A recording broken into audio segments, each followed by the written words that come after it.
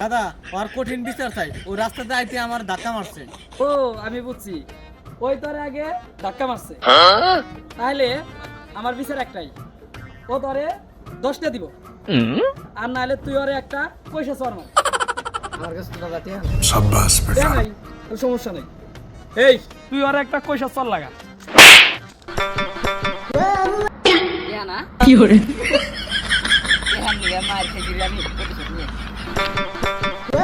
বিচারটা কিন্তু সে হয়েছে আর আমারও পছন্দ হয়েছে।